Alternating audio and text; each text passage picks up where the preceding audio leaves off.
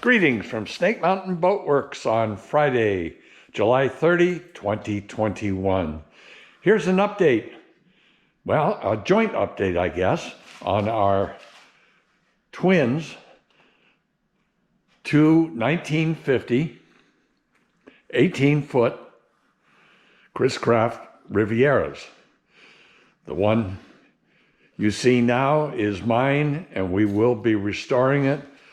But I think Joe will agree when I hand it off to him in a second that having this boat as a pattern is just a huge benefit as we attempt to reconstruct this disaster. Joe, take it over. Give us a walk through where we are. So right now I had the boat stripped down completely to the bare framing that comes up from the hull, and I had to take and redo all the deck framing all the way around the entire boat, and most of the aft hatch deck actually had to get replaced as well because there was rot just everywhere.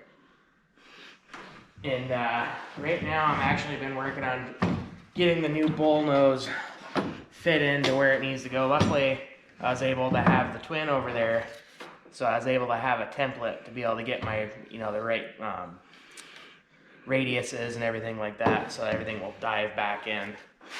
So I'm about 2/3 the way fitted in.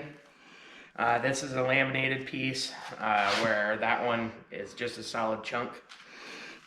And before we get to flipping it, this whole nose here I got to take out and refabricate, because this one, the rot goes all the way down the back side of it, which there's nothing left to it anyway. So. But that'll be easier because it doesn't have this right. It's a radius. Flat surface here. The only radius here is just on the end, which this is also going to be laminated. So my top piece will only have to have the radius in it, because there's this chamfer cut right in here for the planks to sit into. So that one will actually be the easier one. And then I will be starting to work on our covering boards, because these are, well, they're shot. Luckily, we got them to be able to use for light patterns. There's chunks of them missing, but once I get the new bull nose in and attached, I'll be able to make these a little bit long and have them dive in the same as what they did on the twin over there. And the same for this one on the port side. That's going to be used as a pattern. Yeah, right? Everything that you see here for the radius, I'll be able to use our gauge that we have and measure the radius every couple of inches to make sure I can get it the same as what the old ones are. Wow. And then it will be flipping time.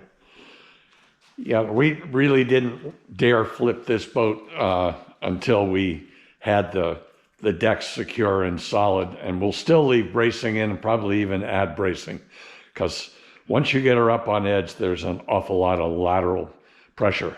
Right, and then we'll actually put some plywood up where our cards are going to be sitting on it, so that way it's all secured and the cards have a nice solid surface to sit on. Well, that's great.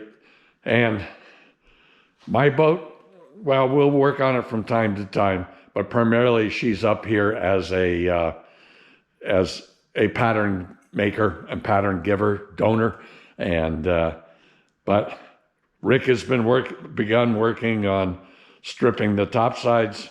We'll go right ahead and strip it to bare wood and begin the process, but she needs to be flipped as well, as we've not paid any attention to the bottom to this point. So on Friday, rainy Friday, July 30, 2021, this is our update on the 1950 18-foot Chris-Craft Riviera. Thank you so much. Bye-bye for now from Snake Mountain Boatworks.